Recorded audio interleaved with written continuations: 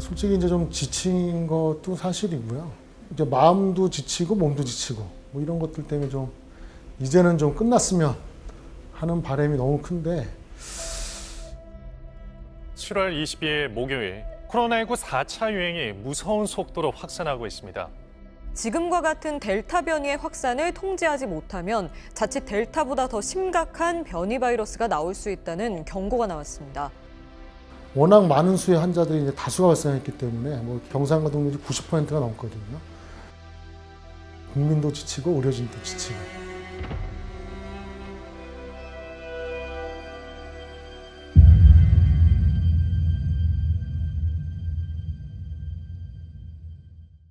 네, 안녕하세요. 저는 일산병원에서 호흡기내과 진료를 하고 있는 한창훈이라고 합니다.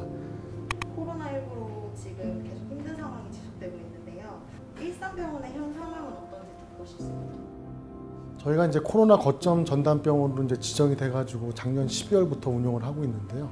워낙 많은 수의 환자들이 이제 다수가 발생했기 때문에 경상 가동률이 90%가 넘거든요. 보시면 알겠지만 155병상 중에 138명이 차 있다는 거거든요. 그래서 이게 가동병상이 155인데 155를 채운다는 건 사실은 뭔가 좀 통계가 이상한 거예요. 그럼 치료돼서 나가시는 분들도 많긴 하고. 그쵸. 뭐 하루에 뭐 15명 정도씩은 보통 퇴원하신 분들이 있기 때문에 이제 젊은 분들이라 크게 문제 없이 내가 코로나에 걸렸었나 할 정도로 다 퇴원하신 분들이 훨씬 많고요. 근데 이제 항상 소수는 중증으로 가고 또 소수는 치료가 잘 됐어도 후유증이 남거든요. 호흡곤란이 온다든가. 근데 그게 100명, 200명 생겼을 때는 모르지만 지금처럼 1000명씩, 2000명씩 매일 생기는 상황에서는 그런 분들도 많이 생긴다는 사실이 중요한 겁니다. 가장 힘든 점이요. 번아웃이란 말들을 이제 많이 쓰게 되는데 사실은 좀 지쳤어요. 그래서 이 의료인들도 사람이기 때문에 대체할 수 있는 인력이 빨리 만들어져야 되는데 현실적으로는 그게 정말 어렵겠다. 단기간 오지 않을 거라는 거를 예상하고 있기 때문에 더 힘든 것 같습니다. 사실 이제 이게 시작된 지가 벌써 이제 1년 반이 넘어가고 있는 상황인데요. 특히 이제 코로나 확진자를 지금까지 쭉 봐왔던 분들은 이제 많이 지치셨을 것 같아요. 뭐 사실 이건 이제 병원 분위기라고 할 수도 있는데요. 의료인이기 때문에 본인들이 감염을 엄청나게 이제 주의하는 이런 일단 마음이 있고요. 의료인인데 이제 다른 사람한테 전파한다는 거는 이제 마음속으로 부담이 되는 일이거든요. 근데 그렇기 때문에 이제 제일 의료진들이 열심히 더 하려고 솔선수범을 해야 된다는 생각이 있고요. 또 하나 이제 뭐 사명감이라고 해야죠. 내가 의료인인데 이 상황을 잘 극복하고 개인 위생 방역 수칙을 철저히 지켜야 된다. 뭐 이런 생각 때문에 버티는 거거든요.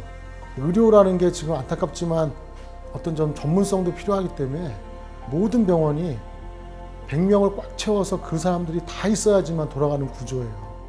만약에 10명이 빠지면 나머지 90명이 100명치를 일을 해야지만 돌아가는 그런 구조인데 그걸 이미 1년 반째 하고 있거든요. 우리가 준수해야 할 방역 지침이라던가 강조하실 만한 부분이 있을까요? 이제 사회적 거리두기라는 것은 큰 어떤 그 하나의 대표적인 게 이제 마스크를 잘 써야 된다 하는 건데요. 결국은 치료제가 없는 상황에서는 백신밖에 없거든요. 변이 바이러스가 생겼지만 어쨌거나 지금 나온 백신 갖고도 훨씬 더 사망률도 줄이고 전염도 줄일 수 있고 하기 때문에 많은 분들이 이제 맞아야 되는데 우리가 이제 백신 접종할 때 좀 아쉬운 면은 있어요. 처음에 그 어떤 특정 백신을 너무 효과도 떨어지고 부작용도 많다라는 오해가 많이 생겼는데 실제로 지금까지 나온 연구 결과를 보면 어떤 백신이든 되게 대동소이해요. 효과나 부작용 측면에서 큰 차이가 없고 충분히 그걸 맞는 것 자체가 나의 건강을 지킬 수 있는 것이라고 다 입증이 되어 있거든요. 근데 우리가 이제 하나 꼭 생각하셔야 되는 거는 이제 젊은 분일수록 사망률은 낮습니다. 그렇기 때문에 젊으신 분들이 조금 더 안전한 것이지 완전히 안전한 건 아니기 때문에 그분들도 백신 접종을 하고 조심을 하셔야지 나는 젊으니까 괜찮다. 이런 것들은 아주 위험한 생각이 아닐까 하고 생각합니다. 같이 일하는 동료 의료진분들한테 하시고 싶으신 말씀 없으세요? 동료한테 얘기를 하라고요.